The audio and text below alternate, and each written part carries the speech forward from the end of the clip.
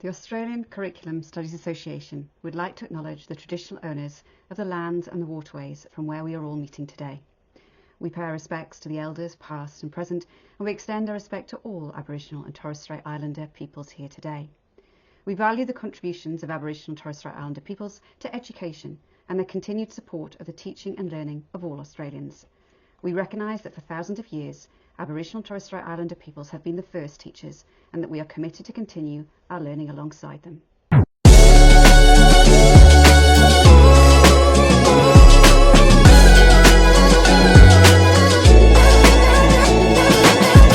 Hello, and thank you for joining us for the Integrating Writing Opportunities in the Classroom from Program to Practice. Thank you for joining us today. I'm Danielle, and today I'm joined by my colleague, Cindy Moore. We would also like to pay respect to the custodians of the lands from which we gather today. For us, it is from the lands of the Ngurrabal peoples, which is located around Glen Innes in rural New South Wales. I've selected this image because to me it represents the journey many of us take to gather and share our knowledge with each other. We'll give you a moment to have a look at the agenda for today's workshop. And here are our learning intentions and success criteria. Give you a moment to read those. Now let's get into the workshop. On the screen, you will see some of the background to the context of why New South Wales implemented new syllabuses and how this translates to the English situation. Basically, it started with Jeff Masters' review of the New South Wales curriculum. Masters identified 4 priorities, one of which I've included on the slide. I've included the other recommendations in your participant booklet for your reference. But the recommendation I would like to call out is to develop a new curriculum with a focus on what is essential to know and do in key learning areas. Specifically, for our focus today, we will consider the phrase essential to know and do. When we think about subject English, we need to consider the art of writing to express ourselves as essential. This is why writing has become integral to the New South Wales English syllabus. This is why we've taken the opportunity to refine our own practice. The integration of writing within the syllabus can be seen in the diagram outlining the organisation of English 7 to 10.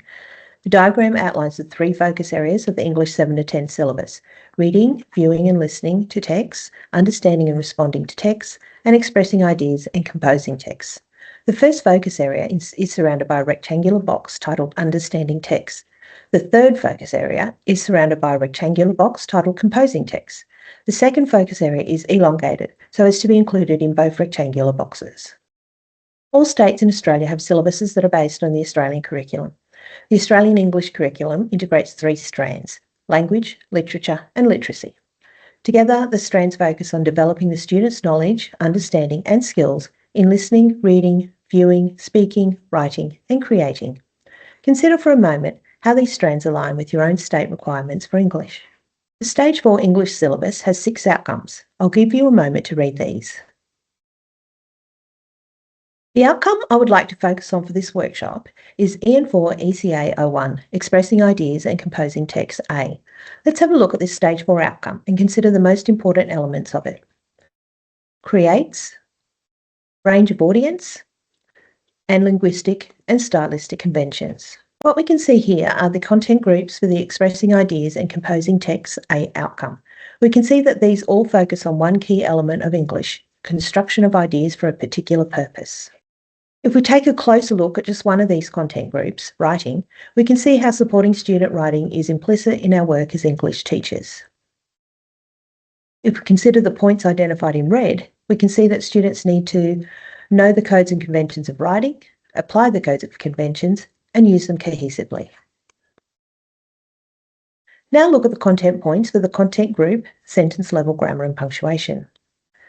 These are just the first half of the content points, so let's look at the rest of them. So if we look at these closely, we can see that there is a lot involved in supporting students to meet the Expressing Ideas and Composing Text outcome. Think about the English syllabus for your state. Do you have a similar writing focus in your outcomes? I'll give you some time now to turn and talk to discuss. Hopefully you are sitting next to someone from a different state. What did we come up with? Based on the ideas we have explored with the syllabus outcome for Expressing Ideas and Composing Text A, how do we then support our students to achieve this essential skill? The New South Wales Department of Education has a secondary curriculum team formed to support our teachers in the implementation and delivery of syllabuses. There is a specific secondary English team. This is our team at present. Our team has been tasked with creating support materials for our New South Wales English colleagues. So far, we've created programs and resources for stages 4 and 5, with a full suite of programs and resources for each year level. I've put some links to our resources in your participant booklets. We're currently working on producing content for the new Stage 6 English syllabuses, due for Year 11 implementation in 2026. But back to our published 7 to 10 resources. Over the next few slides, we're going to look at how the team has embedded writing opportunities that build both skill development as well as provide contextualised learning. The English curriculum team use a backward design model for programming. With our programs, you will notice that we have an assessment task document, a core formative task booklet, a teaching and learning program, a resource booklet, core text booklet, and a range of PowerPoints. The backward design model has been utilised in the development of these resources to ensure that the skills necessary for students to meet the outcomes and demonstrate their skills in the assessment task have been built in.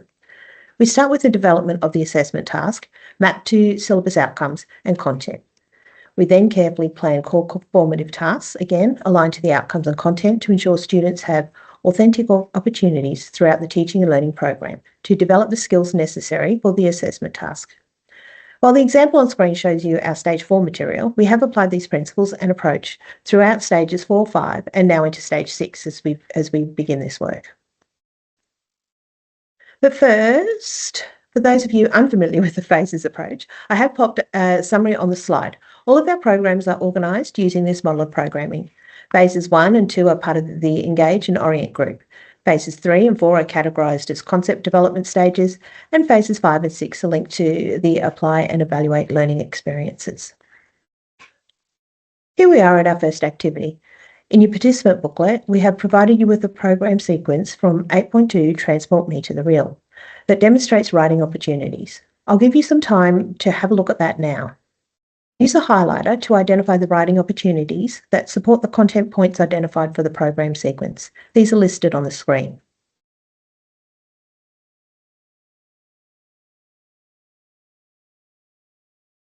The sequence we have looked at focuses on developing complex noun groups using embedded adjectival and adverbial phrases to support the development of writing. Discuss your ideas using the prompts on the slide. I will now hand over to my school-based colleague, Cindy, to talk about what this looks like in a school setting. Hello, I'm Cindy Moore and I'm the relieving English head teacher at Glen Innes High School. With 20 years as an English teacher and 4 as a relieving head teacher, I've had many jobs before teaching, which kind of gives me a broad perspective. I love supporting new and out-of-field teachers, helping them feel confident. Teaching is my passion. There's no need to reinvent the wheel, just teach what you've got well.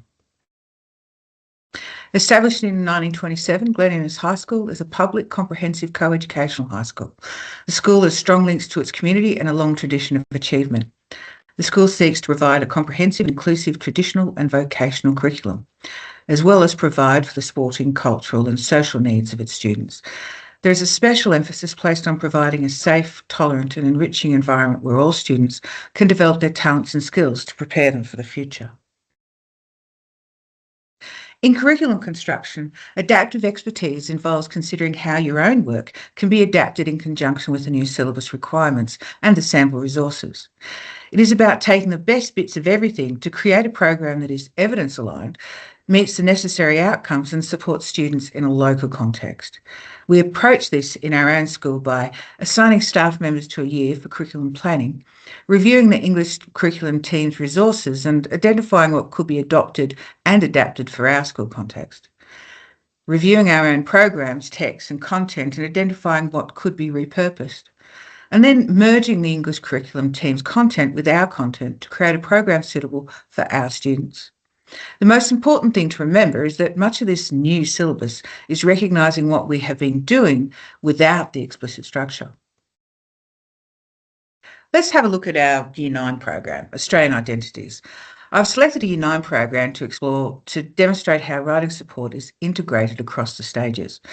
From this program, we adopted and adapted the English curriculum team's Year 9 Term 1 representations of life experiences, with the Year 9 Term 4 exploring the speculative with our own texts and resources. As such, we came up with a hybrid program that suited our context. We already had a lot of embedded writing opportunities in our programs, so we used the modelled activities to enhance our own to provide further writing support for our students. I'll now talk you through a lesson sequence and how we have supported our students. A copy of this is in your participant booklet. We start this sequence by exploring the difference between point of view and perspective. These are often confused, so we need to spend time identifying the similarities and differences. This could start with a Venn diagram, but would be enhanced by exploring a range of short model texts and identifying which aspects are point of view and which are perspective. This sequence also allows students to experiment with types of point of view. Finally, students experiment with writing in a low-stakes environment, with changing the point of view of the text. We'll now make connections between the content points and the learning sequence. Follow the instructions on the screen and in your booklet to identify the sentence-level grammar and punctuation content points. Read the sequence provided for Year 9 Australian Identities. Refer to the sentence-level grammar and construction content points. Then annotate which content points are addressed in the provided sequence. You'll have 5 minutes to complete this activity. You may have identified some of these.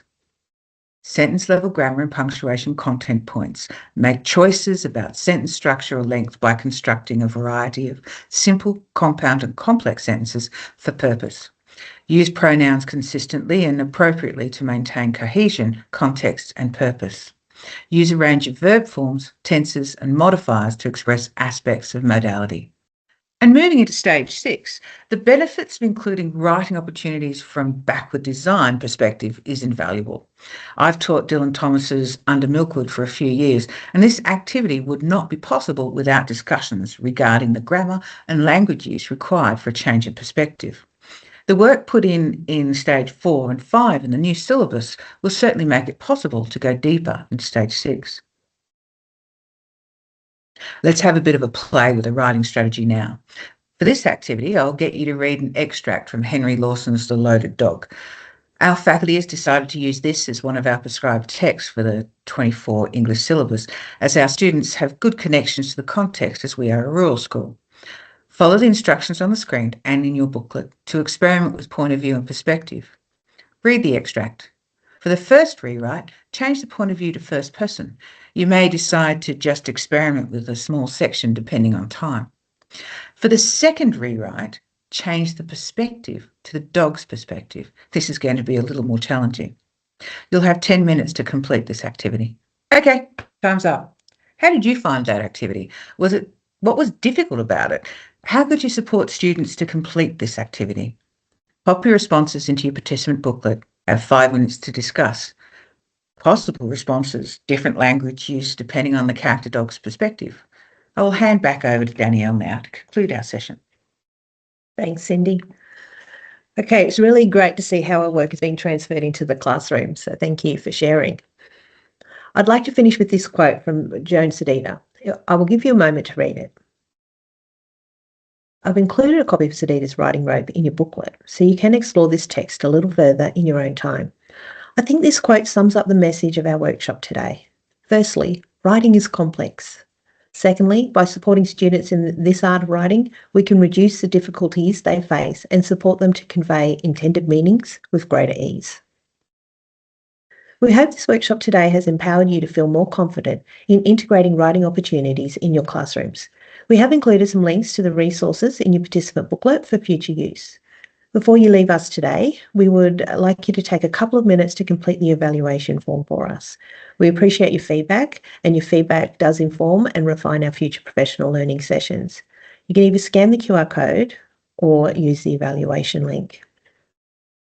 And finally, I'd like to thank my colleague Cindy Moore for joining us today for this short little journey into integrating writing into the classroom and really giving us an insight of what our work looks like in the classroom. My pleasure, because you've made my job a lot easier.